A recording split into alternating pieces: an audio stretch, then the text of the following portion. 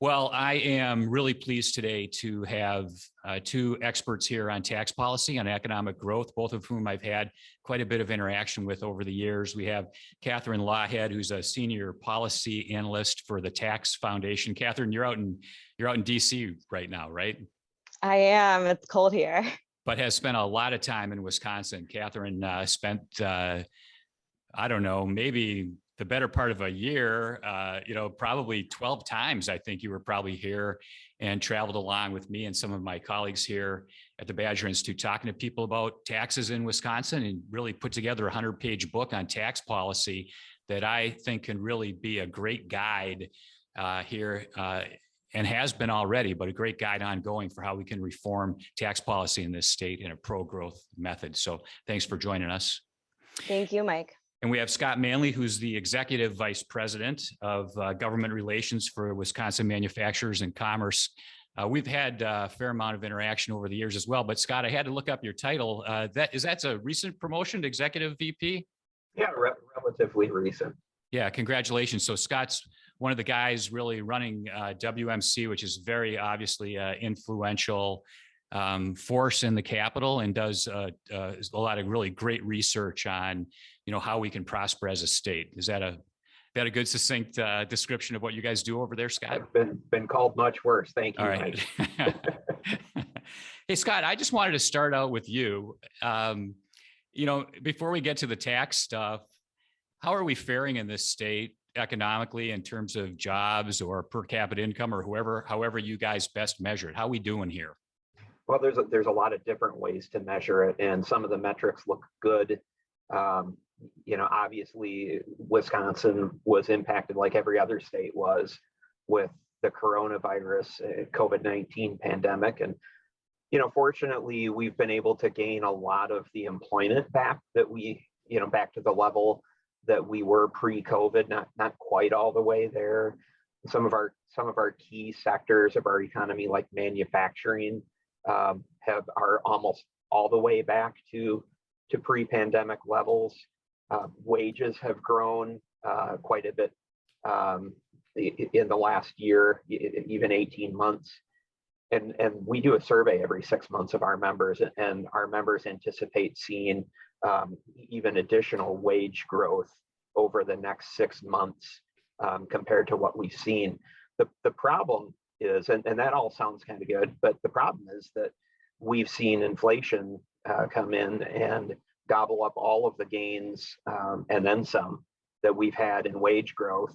We've got, I think a lot of people have been looking at the consumer price index as a measure of inflation, but the producer price index is, I would say, equally important, if not more important, for a manufacturing state like Wisconsin, because that measures the cost that businesses are paying for the goods that they use to manufacture their products. And so when we look at what's been happening with the producer price index over the last year, we've got foundries, for example, seeing a 65% increase in steel costs year over year.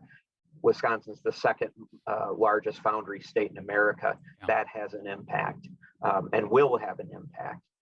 Same thing for plastics, about a 45 to 50% increase. So in commodity prices for plastics and resins. So we're seeing businesses being squeezed. We're seeing the labor market being squeezed.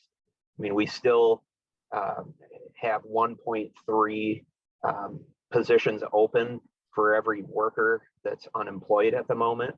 So it's a very tight financial situation for businesses. It's a very tight labor market, and businesses are struggling because of that.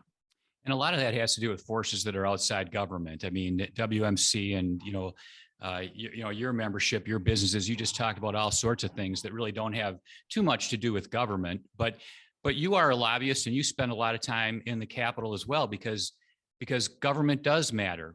Tax policy matters, regulation matters. So you spend a fair amount of your time over there making sure that as best we can, we have a pro-growth environment here in Wisconsin, right, Scott? Absolutely. I mean, if we want to have a competitive place to live, work, and invest, We need to have a competitive regulatory structure. We need to have a competitive tax structure, and we need to have the rule of law and a competitive legal system where people can get fair and impartial access to the courts. Yeah, and for so sure. we argue for those things every day. Yeah, although you argue and probably spend more time, I'm guessing, than any other time of the year during the whole budget process, which is biennial in this state, right? I would guess. Yep. I mean, I'm Yeah. guessing you spend a lot of time with joint finance. I mean, a lot happens within the budget process in Wisconsin, and I just bring that up to kind of try to frame the kind of dollars that we're talking about in the budget, and then move pretty quickly here. I want to pivot into tax policy, but you look at the biennial budget, and we budget, as you know, and Katherine knows, and probably most of our listeners know, it's biennial. So it goes from July, I think, of every odd year, so it would be like 2021, last July. We're in the beginning of a 2-year cycle, right? And it'll go till July of 2023, right, Scott? That's correct. And tell me if my numbers are wrong, but over a 2-year budget, it's I think it's 84 billion or something like that, or 80, maybe it's a little more than that, 87, it's 87 billion.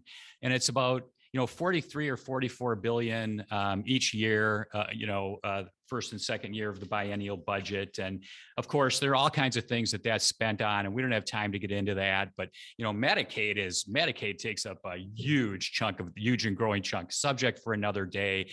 But, K-12 education, higher education are huge, a little bit smaller, transportation, corrections. So all that stuff, taken care of, and all kinds of other things in the budget.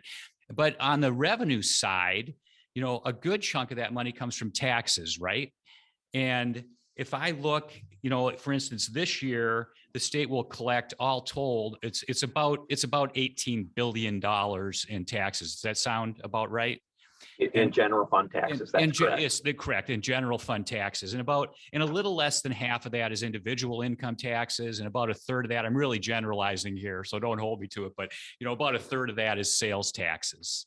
And so I guess I just wanted to shift over to Katherine, because she spent a lot of time here. What we spend on is one thing, but how we bring it in is a different thing. And in a revenue neutral environment, I mean, I've learned a lot from Katherine a couple of years ago when we traveled around. I mean, some taxes are more destructive and inhibitive, to growth than others. Katherine, could you just give us a little bit of an overview in terms of why maybe we don't do as well as some other states, just because of our tax mix and where we fit in comparison? I mean, you guys do this business climate index, I think, every year. How are we doing right now in comparison to others? Yeah, absolutely. Well, when you look at your revenue sources, you tend to over rely on income taxes, so taxes on productivity, but you under rely on taxes on consumption, like the sales tax, compared to other states. And like you said, Mike, income taxes have a lot different economic impacts than consumption taxes and taxes on real property. Those taxes tend to be more neutral, tend to generate a more stable source of revenue, whereas income taxes fall on labor. So on the margin, they're lowering the payoff to work, they're decreasing the supply of labor, they're increasing the cost of labor. A lot of economic literature has shown that graduated rate individual income taxes are particularly harmful to long-term economic growth, and that reducing those top rates is one of the best things states can do to promote in-state GSP growth. And so that's really where Wisconsin has a competitive disadvantage right now. If you look at the State Business Tax Climate Index, which is our annual measure of state tax competitiveness, Wisconsin ranks 27th overall, so slightly below average. Not as bad as it used to be, not quite as bad, but still not where it should be. Yeah, you've improved in recent years, but are still slightly below average, with income taxes driving your ranking down more. Your sales tax and property tax are actually well structured compared to other states. So the most room for improvement is on income taxes. Yeah, let me just talk about income taxes just for a second, and then sales taxes. And then I was hoping that you could quickly just kind of go through and remind people, kind of what some of the better options were that, we came up with in the book that you wrote, basically, primarily a couple of years ago, Katherine. But, we have had some changes, right, on the individual income tax side, right, in the past 4 or 5 years. And we have, we have a top rate right now. I think it's 7.65, Katherine, correct me if I'm wrong. We've got really quickly, I mean, we've got 4 different rates. I mean, the second rate actually, the Republicans had through a budget at the governor that he signed that resulted in a pretty sizable reduction of the second rate. We have 4. I think that second one, I think it went down to 5.3. I think before it was, looking at my notes here, I think it was 6.27, but that's very substantial, because that's for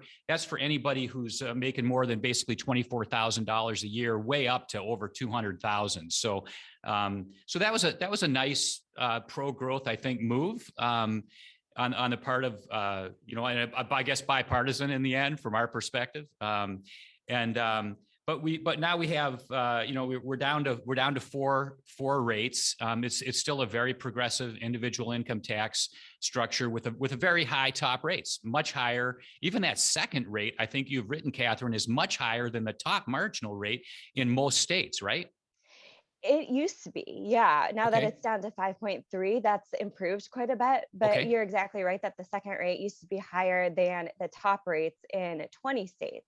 But now we are in a really competitive environment where Wisconsin is one of 13 states that enacted individual or corporate income tax cuts last year alone. So you did great things last year, and I was so glad to see that happen with bipartisan support. But the environment is getting more and more competitive as we speak. So that is important to keep in mind as we look toward the future in Wisconsin. And what about sales taxes? I mean, we have a statewide sales tax of 5%. There's a local option tax. It's 0.5%. Almost all of the 72 counties actually exercise that local option, but we're still among the lowest in America, right? Yeah, so when you look at total state and average local sales tax rates combined, you have the 4th lowest combined rate in the country. So that's really competitive. Yeah. Hey, Scott, can I throw it back over to you? I'm just briefly. So Noah Williams, professor at the University of Wisconsin-Madison over at Crow, which is the Center for Research on the Wisconsin Economy, just put together a plan to I guess, analyze what would it look like if we totally eliminated individual income taxes. I mean, that's an aggressive plan, actually, because again, I mean, on an annual basis, I mean, that's, $9 billion, right? And so I think what the professor was looking at would have resulted in a significant reduction in revenue in either the first budget or the first year of the first budget of about 3.5 billion, but also would have been an increase in sales taxes from 5% at the state level, right, not counting the local option, to 8%. So it's really a 60% increase in sales taxes, but a 3 percentage point increase from 5 to 8. WMC seemed to look very favorably upon that. Am I accurate on that, Scott? And if so, how come? That is accurate. And we actually had a pretty good couple of discussions with our board about that policy. And really what ultimately our board looked at was enacting this type of a policy they thought could be a game changer, because we could become much more competitive from a income tax structure. And keep in mind that 90% of businesses are organized as a pass-through entity, like a sole proprietorship or an S corp or LLC. So they're paying the individual income tax. They're not paying the corporate tax. So by eliminating the individual income tax, that would deliver tremendous tax relief to Wisconsin businesses. At the same time, as I think you probably saw, Mike, from Professor Williams' report, we're looking at some other really, really helpful rippling effects going through our economy, like significant gains in GDP growth, significant gains in employment, primarily from the supply side. And that's critical because, as I mentioned before, we currently don't have enough workers to fill the number of jobs we have. So if we could enact a tax policy like this and experience the same type of phenomena that states like Florida and Texas and other low or no tax states are having, where they've got very positive net in-migration, that could really help a state like Wisconsin with our labor force problems. Yeah, I guess we don't have time to go into all the specifics of it because we have so much to talk about. But the gist of it is he did a dynamic analysis rather than a static analysis, and so it indicates there'd be pretty large output growth, I guess, employment growth over a large period of time, and there would be a sizable, I guess, reduction in revenue, although it would be less so than if you just looked at a static model than a dynamic model. Does that make sense, Katherine? Yes, that does. That's exactly right. And so it measures how the changes would impact the economy and how that economic growth in turn would increase the levels of personal consumption and things like that. And so it's important to do dynamic models and dynamic estimates like this. I think one thing worth noting here, though, is that 8% rate would require, it assumes a net reduction in taxes of 12.6%. And so while there is probably room for some amount of tax cuts and reduced spending, a cut of 12.6% on net would require some tough decisions on where there's room to tighten the state's belts a bit. And so that's just something to be aware of as we consider reforms like this. Yeah, I mean, what you looked at a few years ago was revenue neutral, and somewhere in his paper, which is pretty voluminous, the professor did indicate that, if you did this in a revenue neutral environment and it were static, I think that tax increase would, on the sales tax would actually go all the way up to 12%. And I think he said in dynamic, don't hold me to this specifically, but I think it was still around 9%. He gets it down to 8% because, if you consider a tax, a tax cut, which we're generally in favor of, but so you looked at things from a revenue neutral perspective a few years ago and came up with 3 or 4 things that were pro growth. Could you maybe relatively quickly synopsize those for us and why you thought those were good options? Yeah, absolutely. So our tax reform options guide looks at 4 sample comprehensive tax reform plans that we designed to help the state look at restructuring its tax code while bringing in about the same amount of revenue, although rates could be dialed up or down depending on if policymakers wanted to cut taxes on that or raise a little bit more revenue. One of them in particular, option A, looks at consolidating the 4 individual income tax brackets into one while reducing that rate down to 4.82%. While increasing the standard deduction and lowering the corporate income tax rate slightly. That could be accomplished through some slight sales tax base broadening while raising the sales tax rate slightly. And so, like Professor Williams, we definitely think there is room to raise that sales tax rate slightly, but our plans would propose broadening the sales tax base first. So things like hair and nail salons and dry cleaning services, all kinds of personal consumption isn't yet subject to the sales tax. So that'd be a good first approach that could help pay for income tax rate reductions without having to raise the sales tax rate or doing some combination of sales tax base broadening and rate increases. Another option would reduce the corporate income tax rate more while consolidating 4 brackets on the individual side into 3 while reducing rates slightly. Another option would repeal the corporate income tax entirely while consolidating individual income tax brackets and reducing those rates slightly. And the other plan would kind of keep the progressivity of the current income tax structure, which is quite progressive in Wisconsin, but reduce rates on both the individual and corporate front. Could all these things be done incrementally over a period of time? And Professor Williams did, I'm kind of simplifying what he looked at, and Scott, I'm sure you'll point this out, but he also pointed out that, hey, this can be done over a longer period of budgets, right? It doesn't all have to be done immediately. But does the same hold true, Katherine, with some of these other options that you're looking at? Can it be done incrementally, I guess, piecemeal?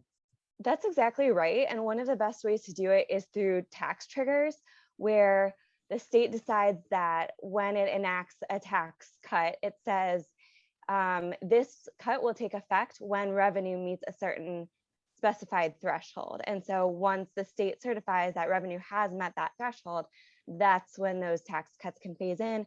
And that's a really good way. A lot of states have phased in reforms over time to make sure they're done in a fiscally responsible way, to make sure that revenue is where it needs to be before reductions occur. Well, like Scott, what about a couple of those? For instance, what about a flat tax and then a sales tax with a broader base, so you don't have to jack up the whole rate quite as far? Or what about eliminating the corporate rather than the individual, and then also broadening the sales tax? Are those things that you guys might see as pro growth and advantageous as well? Yeah, absolutely. I think when we survey our members, as I said, every 6 months, one of the things we ask them is, what's the most important thing the legislature could do to improve Wisconsin's business climate? And consistently, the answer is reduce the tax burden.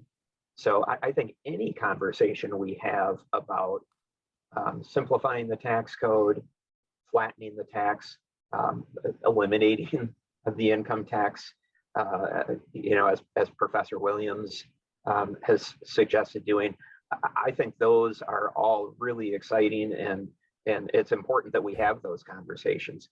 I think with respect to what Professor Williams has proposed, you're right. You pointed out, Mike, that it would, even using dynamic scoring, leave us with about a $3.5 billion shortfall in the budget compared to the prior year. But I think it's important to put that number into context, because our current budget is much larger, because we got a bunch of money from the federal government, to spend. And so I think if we actually take a step back and sort of look more at, like, what did Governor Evers' first budget or Scott Walker's last budget look like from a spending perspective, we could be talking about enacting a budget in that range.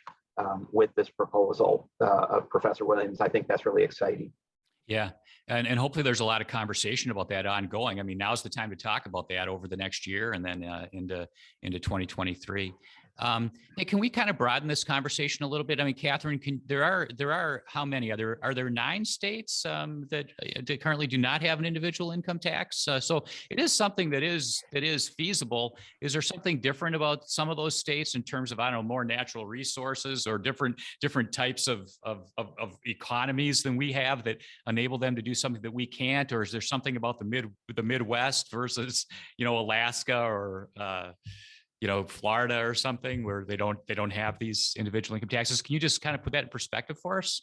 Yeah, absolutely. So there are 8 states that have no individual income tax at all. And then, like you said, 9 when you count New Hampshire, which only taxes interest and dividend income. And so one of the things that makes all those states kind of unique is that they have never had an individual income tax at all. Alaska is the only one of those states that used to have a tax on wage income, and they were able to repeal it. They are in a unique situation because they rely so heavily on severance tax revenue. So they were able to repeal that in one foul swoop, whereas no one else has done that in the history of the US. No state has ever completely eliminated a tax on wage income. And so it's important to just keep in mind that while this would be a good move, and while the states that don't have an individual income tax do benefit, it's something that other states can start by rebalancing away from individual income taxes, but a phase out would be more realistic than elimination in one fall swoop, with replacing from other sources. So one of the things that is unique about the states that don't have individual income taxes is that they've seen their populations grow at twice the national rate in recent years, and they've also seen their state economies grow 56% faster than states that do levy an income tax.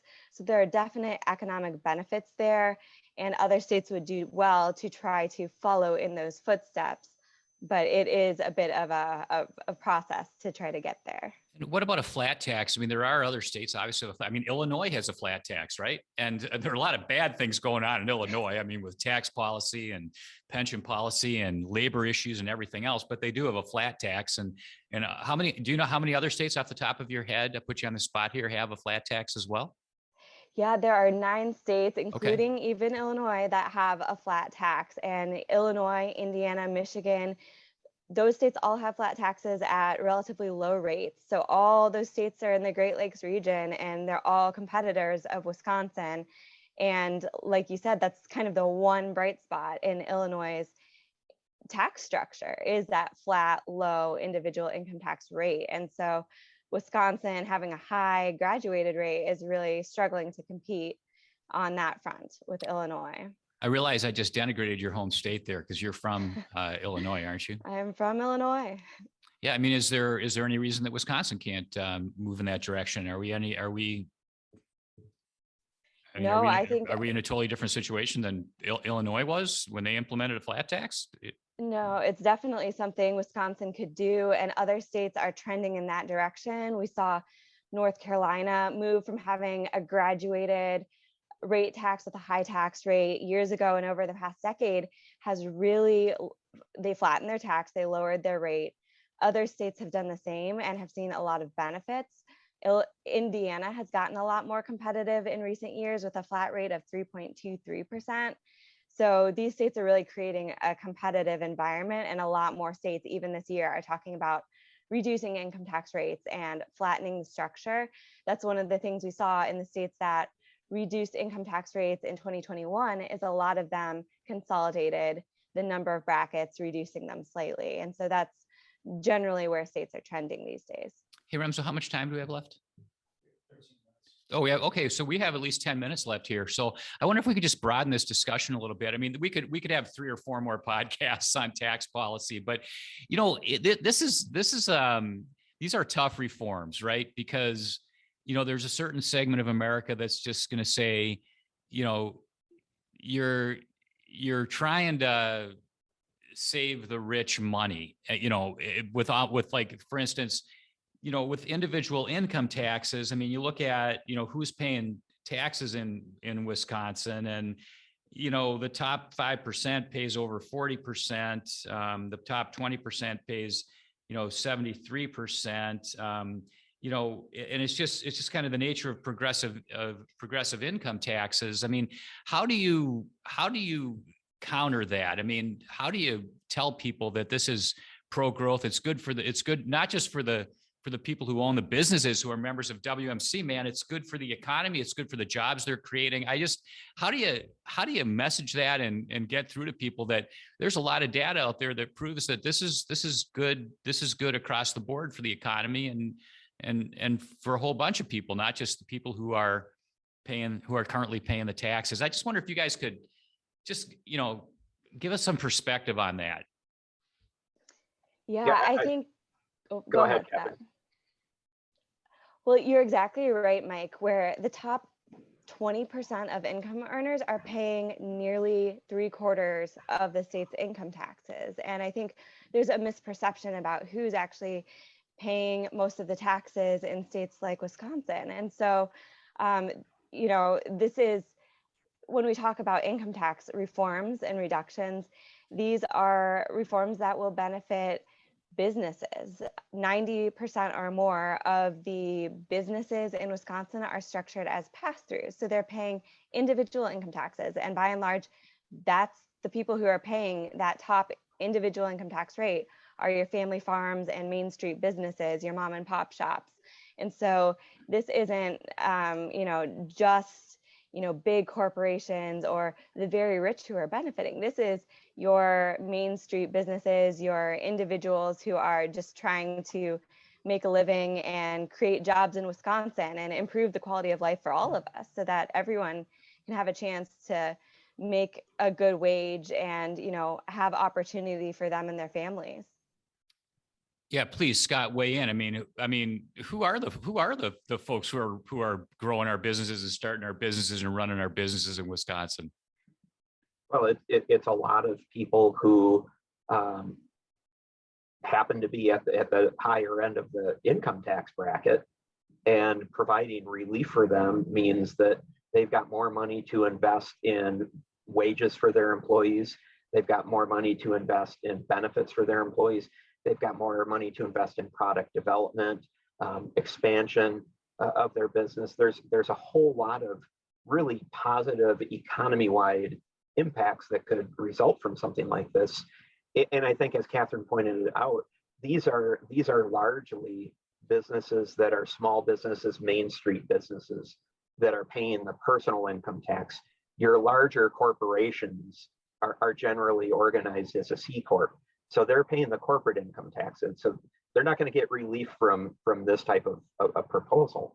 But I think it's, when you look at it from the standpoint, at least the proposal that Professor Williams talked about, he is proposing that we keep some of the tax credits for the working poor, like the earned income tax credit, and thereby making some of the people at the lower end of the income tax bracket, keeping them whole.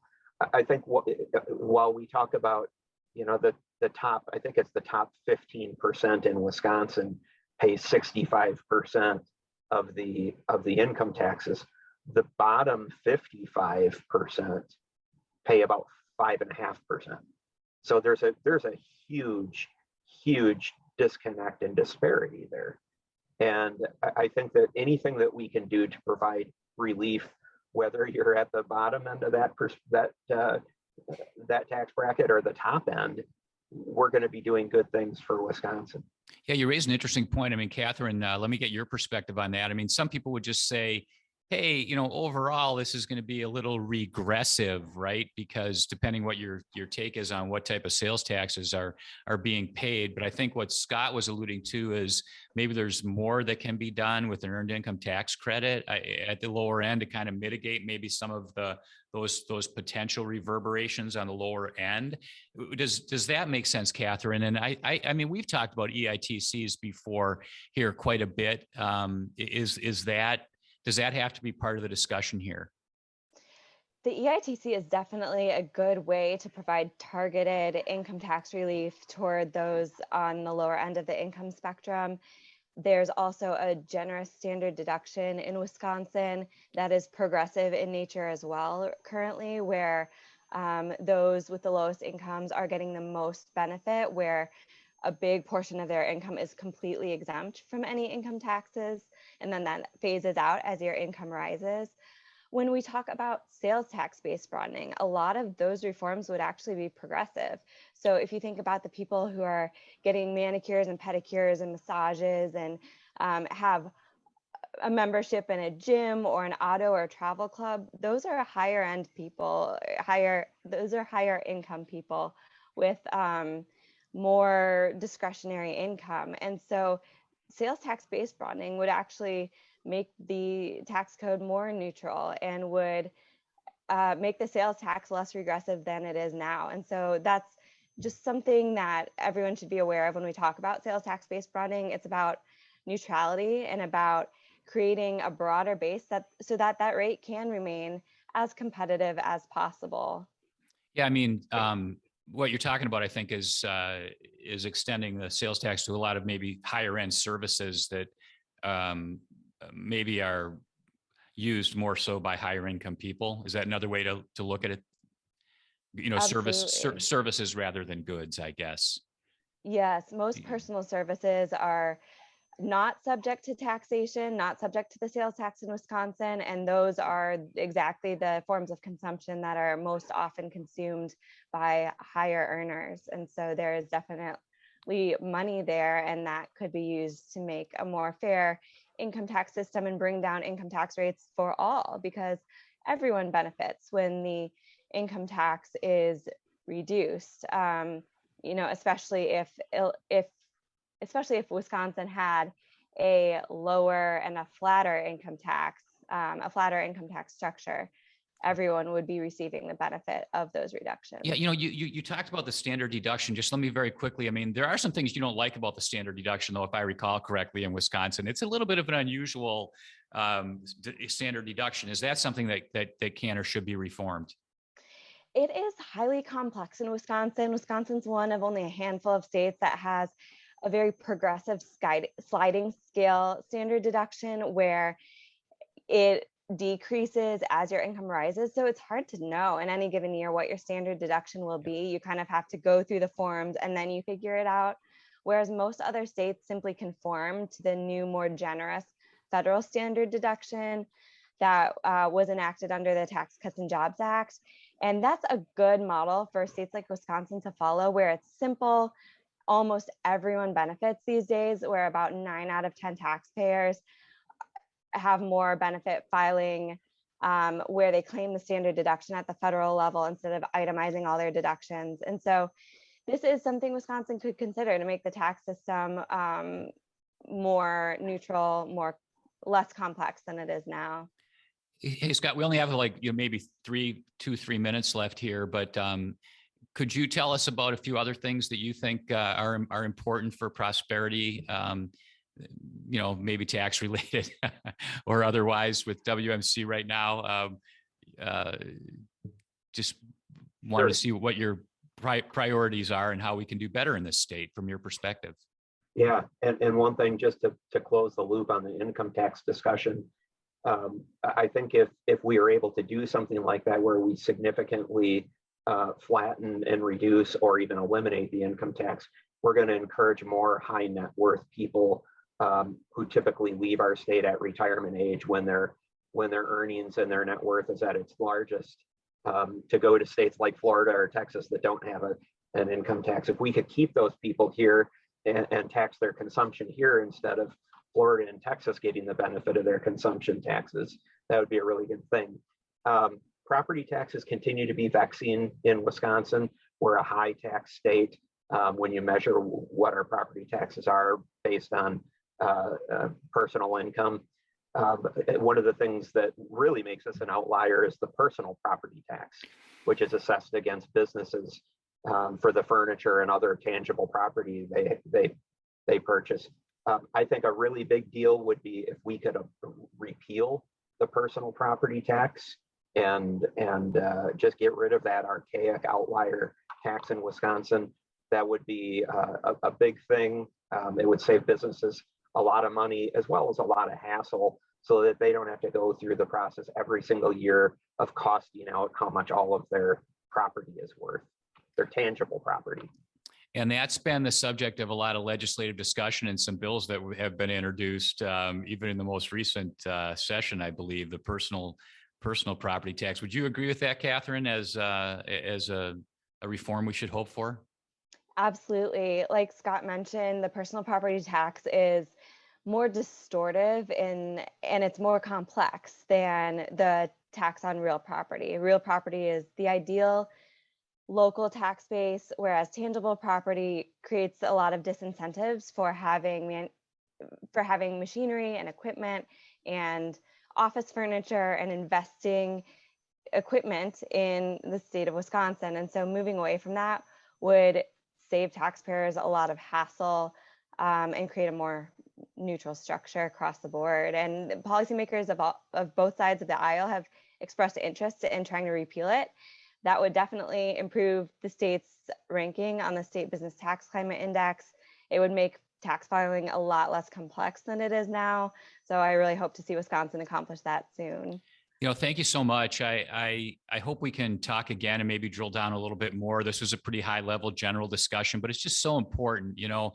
There's nothing more important, right, in a democracy than this issue of, how much money does government take from people and how do they use it, right? I mean, it's a big issue in a democracy at both the federal and the state level. And, I think I wish more people were sort of immersed in the details of it and who's being taxed and, how money's being spent and just, what the benefits are of taxing the right way, because it's just one of the most direct ways to improve prosperity in the state. And that's why it's so important to us. So I really appreciate you, both of you, taking the time to talk with us today. And I hope we can do it again in, the coming year and drill down a little bit more on some of these topics. Thank you, Mike. Yeah, thank you, Mike. Would be happy to do so. That'd be great. Thanks for joining me.